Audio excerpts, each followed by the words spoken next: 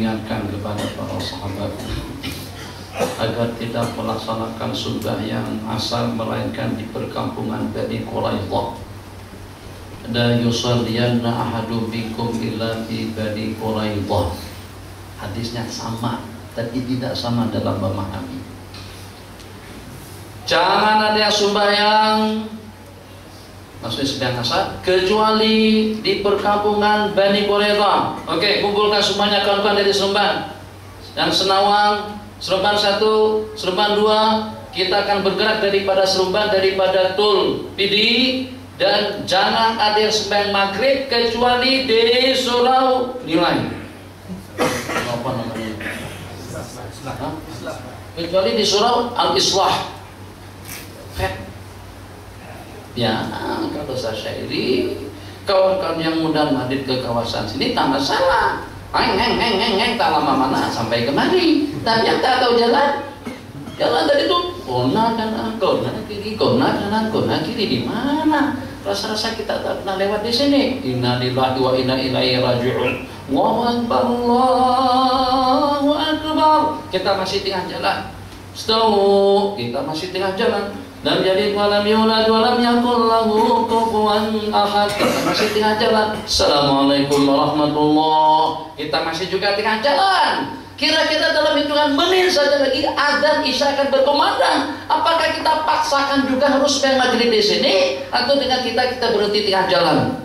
Jawab. Hah? Berhenti tengah jalan. Tuan Haji, berhenti juga. Nabi kita kata jangan ada yang sembahyang asar kecuali dinilai, kecuali di perkampungan Bani Quraidah. Jadi kata kumpulan daripada sahabat, baginda tak bagi kita sembahyang tengah jalan, baginda tak bagi kita sembahyang selain daripada di perkampungan Bani Quraidah. Masuk tak masuk, habis tak habis, kita akan temukan sembahyang setelah kita sampai di sana. Terlebih dahulu satu kumpulan, kata kumpulan satu, bukan macam tuh maksudnya. Maksud baginda itu supaya kita bersegera, supaya kita memandu. Jangan lagi 120, pandu 220. Nah, kereta selesa BMW jangan bawa 120, mubazir. Paling lambat pun, paling pelan pun, paling perlahan 160, 180, 190. Masya Allah. Kalau tidak tuh apa beli kereta mewah? Ya, coba pikir. Beli aja sangat 69.000 aja. Beli yang hak biru yang baru tuh, yang 40.000 tuh, apa namanya? Yang baru. Proto. Hah? Suprema, beli Suprema 40-an deh. Beli Suprema dibandingkan dengan porsi 10 biji lebih, porsi 600. yaitu setakat 40 aja boleh dapat 15 biji kereta proton. Hari ini kereta, besok kereta, kadang-kadang kita letak pakai itu, biarkan saja seminggu itu, tak kisah masih ada 13 lagi di rumah. Kan begitu.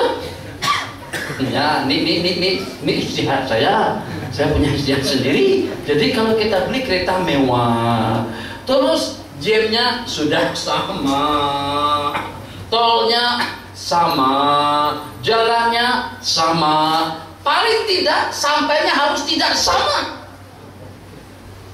Jangan sampai dengan seumpama kereta kecil, kancilkah, kalisangkah, azakah, jintukah, jin ipritkah sampai memotong kita. Kita kena potong mereka semuanya. Kenapa? Karena kereta kita 5-6 kali lipat lebih mahal daripada kereta mereka. Betul tidak betul? Pikir sendirilah, bayar betul. Bukan itu yang saya maksud. Maksudnya pandu laju supaya sampai ke perkampungan Bani Quraisyah dan boleh melaksanakan sembahyang asar di sana. Tapi tidak berarti kalau pada saat waktu sembahyang asar telah tiba, tidak berarti sembahyang asar sampai ditangguhkan daripada waktunya. Itu hanya setakat menyuruh kita bersegera sesegera mungkin. Tapi kalau waktu sembahyang sudah masuk, maka dengan kita akan sembahyang di tengah jalan. Terus mereka berhenti, mereka pun sembahyang.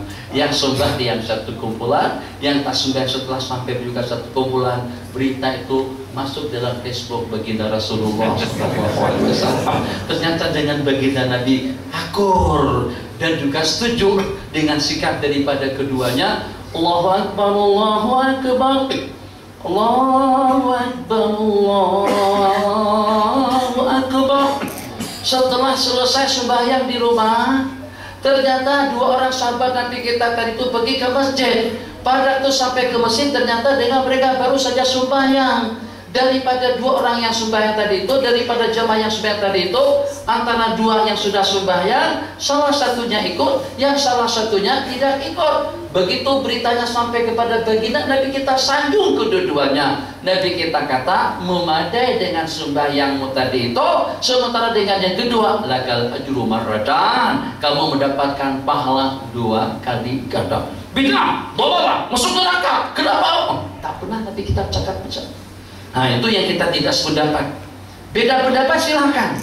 Tanah bajasi silakan. Tanah kunut silakan. Tanah tahlil silakan. Tapi jangan sekali-kali menyalahkan orang-orang yang melakukannya. Sebab kalian ada dalil, ada pandangan, ada prinsip. Kami pun juga ada dalil, ada pandangan dan juga ada prinsip. Masya Allah, tabarakallah. Jadi kedua kumpulan tadi itu mendapatkan restu daripada Rasulullah SAW. Selama perbedaan pendapat tadi itu masih berlandasan di atas jalur hukum, hakam Al-Quran, hadis, ijma' dan qiyas, dan juga dengan sumber-sumber hukum lainnya.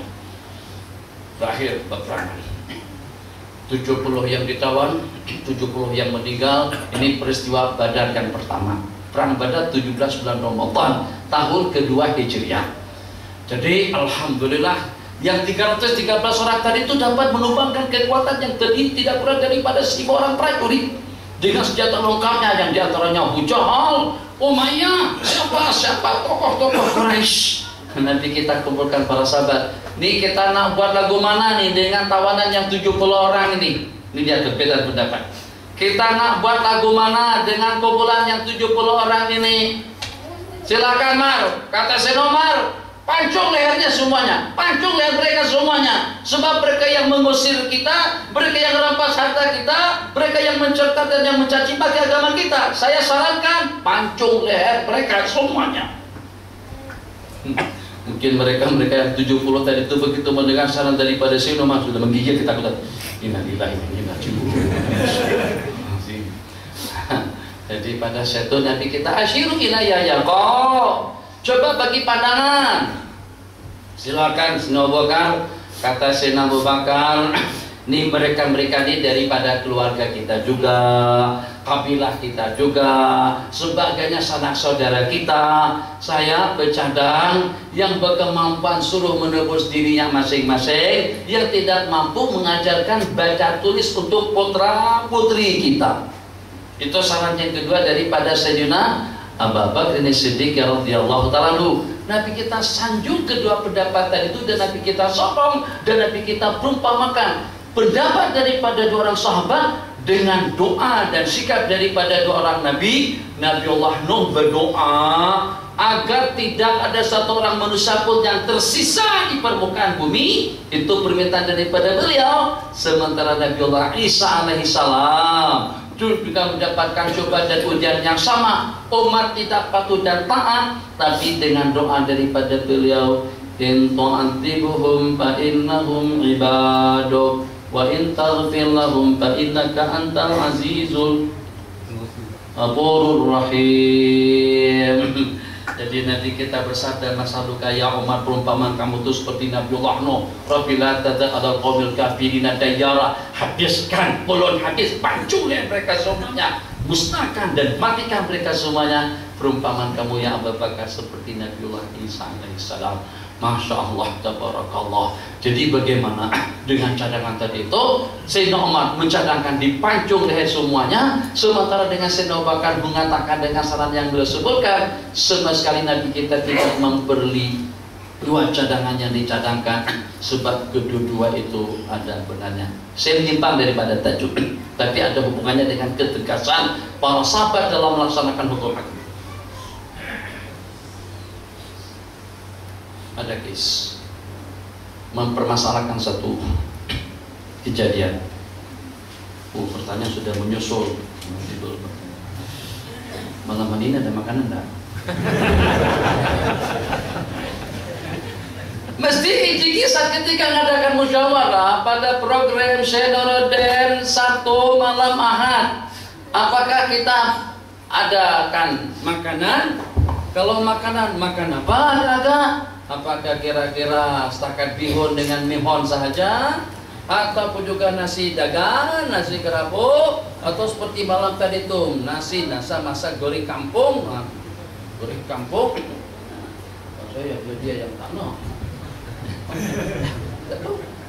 Allah, Allah, itu.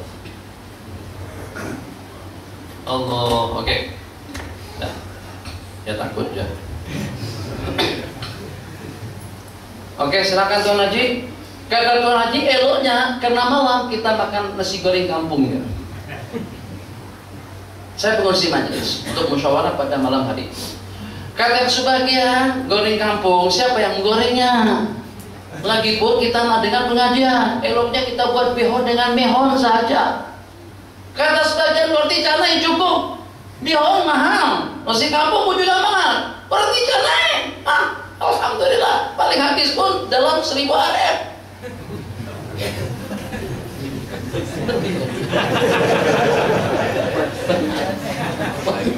Rp banyak. Oh, satu gudang canai kalau macam itu. Kan 3 pendapat. Apakah pengurus majlis akan membeli 3 cadangan, mungkin lebih daripada 3? Macam itu khilaf di kalangan para sahabat, tidak saling sama menjalankan, semuanya akur. Jadi dengan kejadian yang berlaku, masya Allah, tabarakallah, apa yang berlaku dengan cadangan yang dicadangkan tadi itu, selama cadangan tadi itu mempunyai argumentasi yang benar, maka kita tidak boleh saling salah menyalahkan. Mungkin diantara daripada khilafiyah yang pernah berlaku di zaman Rasulullah dan juga setelahnya di zaman para sahabat, saat ketika Nabi kita meninggal dunia, maka pada saat itu ada di kalangan para sahabat yang mencadangkan agar Nabi kita dikuburkan di Mekah. Ada juga segelintir daripada para sahabat mencadangkan agar Nabi kita dikuburkan di Baqi', tempat penguburan kaum muslimin dan juga para sahabat. Ada di kalangan mereka yang bercadang untuk menguburkan bagi Nabi ke Baitul Maqdis, sebab di situ kumpulan para nabi-nabi dan rasul. Yang ke Mekah satu golongan, yang ke Baitul Maqdis satu golongan, yang ke Baqi' satu golongan. Sudah terdapat 3 pendapat. Kata Sayyidina Abu Bakar, aku yang paling tahu tentang itu. Nabi kita bersabda dalam sebuah hadis, ma min nabiyyin yamutu, tidak ada daripada seorang nabi yang meninggal melainkan akan dikuburkan pada tempat meninggalnya. di mana wafatnya, disitulah beliau akan dikuburkan. Akhirnya mereka gali lubang di mana di tempat kediaman Sayyidatuna Aisyah radhiyallahu taala anha. Jadi kalau kita pahami daripada kejadian tadi itu, masya Allah tabarakallah, berbeda pendapat daripada ulama salafun saleh sejak daripada zaman sahabat dan juga dengan generasi yang menyusul berikutnya, sama sekali bukan karena nafsu, bukan karena keinginan, bukan karena juga politiknya, atau juga dengan pandangannya, ataupun juga dengan kumpulannya, sama sekali tidak dilatar belakangi dengan perbedaan yang seperti itu. Latar belakangnya satu, yaitu perbedaan daripada hadis-hadis dan ayat-ayat yang diturunkan. Ada ayat yang maknanya mempunyai 2-3 penafsiran, seperti walil mutallaqat yatarabbasna bi anfusihinna salasata quru, bagi wanita-wanita. Saya tengok jam itu selalu pukul 1.35 saja terus. Subuh udah dekat sahur dah sekarang ini. Jadi jangan lihat jam yang itu. Lihat jamnya Hasin ini 8.50. Saya ada jam di depan. Insyaallah kita berhenti pada pukul 9 lebih sedikit. Nanti baru sesi dialog sampai 9.30 boleh? Tak lama mana, besok cuti. Dan belum tentu Seremban Manang, mungkin kalah dengan Terengganu. Kira Seremban sudah 3 kali balik nih. Belum tentu menang. Kalau balik menang tak apa, kalau balik kalah kalau kita dinilai saja lah. Nilai masuk 9. Nah, semuanya lah kalau macam tu. Tenang saja, tak ada untungnya. Menang kalah tetap tak ada hasilnya.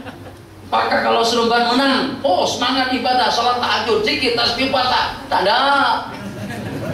Setakat buat kita tegang saja. Saya coba kalau macam tu masuk gol. Rupanya pandai penonton daripada pemain. Kalau penonton begitu pandai, kenapa tidak turun ke padang? Ganti dia supaya kita boleh cetak gol.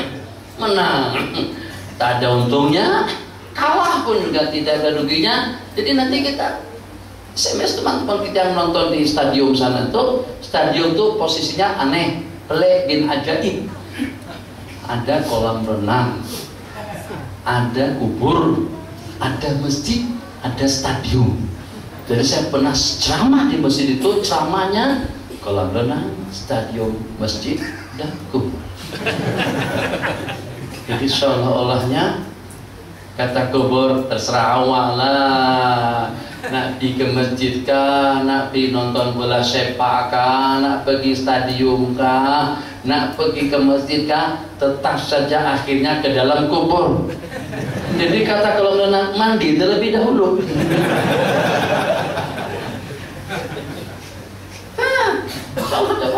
Oke, kita terus sampai pukul 9.30 insyaallah. Kita teruskan dulu. 1. Asalkan perbedaan pendapat tadi itu 1 bukan dalam prinsip. Kalau macam itu, akulah kita dengan Syiah, akulah kita dengan Khawarij, akulah kita dengan Ibadiyah, dengan Imamiyah, dan juga dengan pengikut Al-Arkamiyah. Nah, tidak semacam yang tadi itu. Yang tadi itu memang ada landasan hukum atas faktor perbedaan ijtihad daripada para ulama, ijtihad yang berlandasan, yang mempunyai latar belakang kepada Al-Quran dan hadis, ijma' dan qiyas, sebagaimana yang saya sebutkan. Walil mutallaqat yatarabbasna bi anfusihinna salasata quru, bagi perempuan yang diceraikan oleh suaminya wajib menunggu masa iddah itu selama 3 kali bersih. Kata ulama Hanafiyah selama 3 kali udzur. Salasata quru, bukan lembaran sejarah, bukan lembaran kamus, buka Al-Qur'an. Salasata quru, jamaknya quru, mufradnya Al-Qur'an, diartikan artinya bersih. Kedua artinya haid atau uzur. Jadi kata Abu Hanifah 3 kali uzur, kata Imam Syafi'i 3 kali bersih. Kalau seandainya Al-Quran tidak menginginkan perbedaan pendapat yang semacam itu, tentu dengan ayatnya bunyinya seperti ini. Walil mutallaqati yatarabbasna bi anfusihinna salasatu hiyad. atau salah satu at-tahar. Dan bagi perempuan yang diceraikan oleh suaminya, hendaklah menjelang masa iddah selama 3 kali bersih, supaya tidak ada penafsiran 3 kali kotor. Tapi Al-Quran bagikan ayat, bagikan lafaz yang mempunyai 2 penafsiran, yang mempunyai 2 nama. Orang kata, kalau berbuat baik jangan sekali, kalau berbuat jahat elok sekali.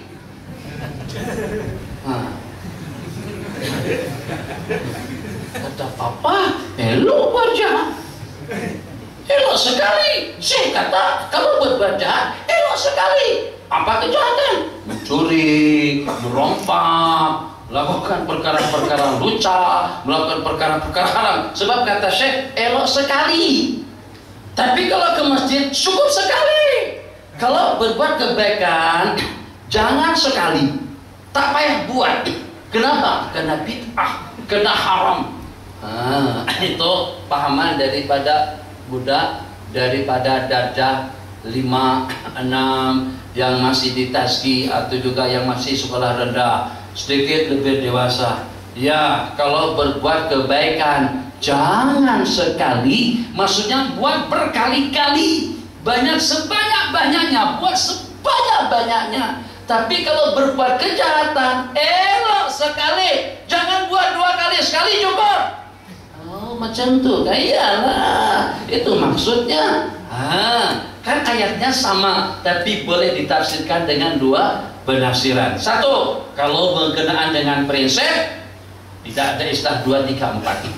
Kalau berkenaan dengan akidah, tidak ada istilah 2, 3, 4. Kalau berkenaan dengan asas Al-Quran dan hadis, tidak ada istilah 2 dan 4. Jadi mungkinkah kira-kira dengan kita toleransi seperti itu? Kalau dengan sumpah Syiah, tidak. Kenapa? Sebab itu sudah menyentuh tentang asasiyat, tentang bersih dan juga tentang akidah. Akidah mereka tidak sama dengan keyakinan dan juga dengan akidah kita. Kita meyakini daripada lembaran pertama, Bismillahirrahmanirrahim, Alhamdulillahirabbil alamin, sampai kepada minal jinnati wan nas. Itu adalah Al-Quran yang diturunkan kepada baginda Nabi melalui malaikat Jibril al-muta'abbad bitilawatihi, tidak lebih tidak kurang seperti yang Nabi kita terima. Kenapa kental keyakinan kita semacam itu? Tak mungkinkah ada yang mengurangkan? Tak mungkinkah ada yang mencetak atau tidak cukup? Mungkin saja, tapi umat ini tidak akan mungkin terkumpul dan bersepakat dalam satu dhalalah, dalam satu kesesatan. Akan ada kumpulan umat yang dapat menyimak dan juga dapat menunjukkan ini tambahan, ini tidak betul, ini salah. Sekecil habis daripada budak-budak kita boleh tunjukkan kesalahan dan penyelewengan yang berlaku di dalam Al-Quran. Kalau seandainya itu wujud, kenapa? Sebab Allah berjanji, inna nahnu nazzalna dzikra wa inna lahu lahafidhun. Kami yang menurunkan Al-Quran dan kami juga yang memeliharakannya. Maka pada saat Syiah mengatakan Al-Quran kita tidak cukup, kita katakan, kalau kalian katakan Quran tidak cukup, kalian kafir. Sebab kenapa? Sebab tidak mempercayai dengan Al-Quran yang diturunkan oleh Allah. Ini tak boleh bertoleransi dengan pahaman yang semacam itu.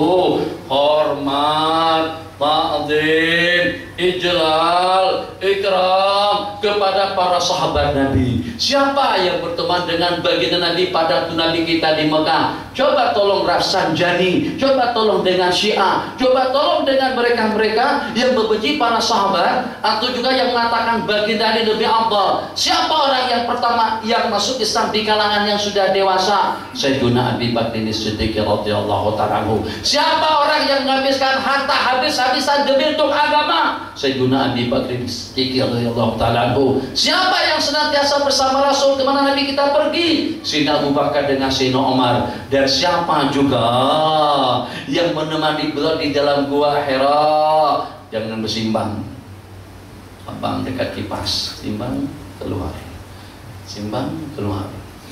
Paham apa yang saya maksud? Jadi siapa yang menemani Sayyidina Rasulullah SAW ketika dengan mereka berada di gua Hira? Itu dua sol. Sayyidina Abu Bakar Siddiq radhiyallahu anhu. Dan siapa yang dimaksud? In yaqulu li sahibihi la tahzan innallaha ma'ana. Saat ketika beliau berkata kepada sahabatnya, siapa yang maksudkan dengan sahabat tersebut? Sayyidina Abu Bakar Siddiq. Kenapa sampai kalian membenci beliau? Kenapa sampai kalian mengatakan beliau khianat?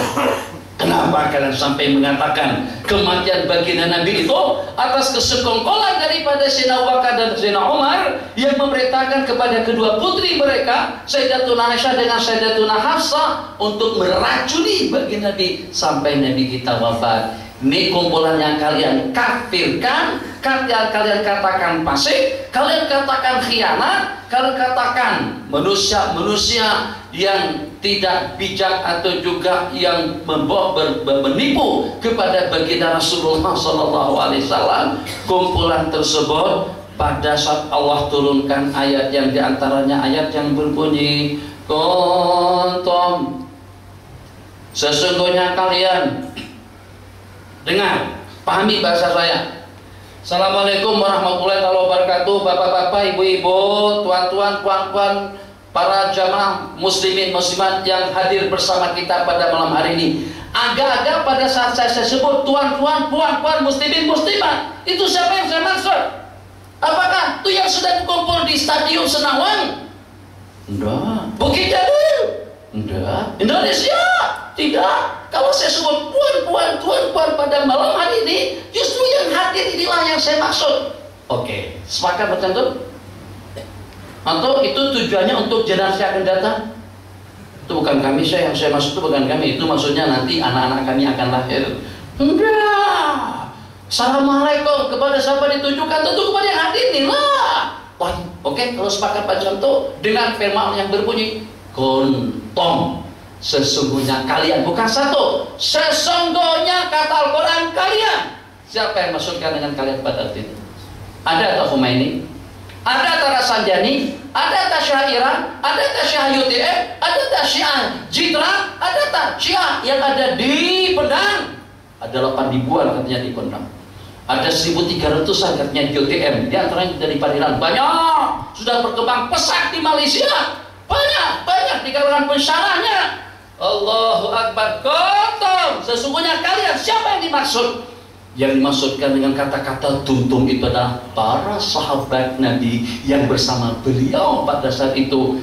Al-Quran nyatakan kuntum khaira ummatin ukhrijat linnas. Kalian adalah semulia-mulia umat. Sebelum kita mendapatkan habuan dan penghormatan daripada ayat tadi itu, justru para sahabat Nabi kita yang pertama, sebab mereka lah generasi yang pertama yang menyaksikan ayat itu diturunkan, yang menyaksikan ayat itu dibacakan, yang menyaksikan ayat itu dilantunkan oleh baginda dan juga oleh para sahabat. Al-Quran mengatakan khaira ummatin, semulia-mulia umat. Macam mana sampai mereka dicacat? Macam mana sampai mereka dicaci? Macam mana sampai dengan Rawafid mengkafirkan kepada mereka? Lebih layak kalian yang menjadi kafir daripada para sahabat yang bersama baginda pada saat itu. Sampai Islam ke negara kita, Al-Quran kepada telinga kita, dalam kehidupan kita, itu melalui siapa?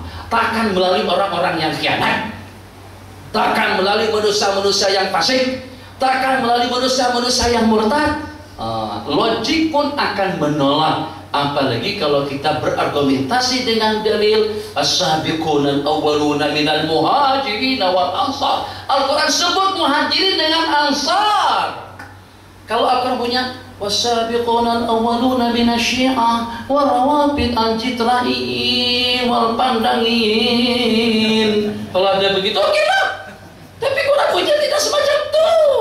Al-Quran menyatakan minal muhajirin wal ansar. Sahabat-sahabat Nabi kita terbagi pada dua golongan. Golongan yang hijrah daripada Mekah, muhajirin, dan golongan yang menerima kehadiran mereka daripada Madinah, itu adalah kaum ansar. Beda dari sudut akidah tentang kepahaman kita mengenai sahabat dengan Al-Qurannya berbeda. Dengan Nabi macam mana? Mereka mengakui kenabian baginda Nabi, tapi oleh sebagian daripada mereka, Rawafid secara khusus,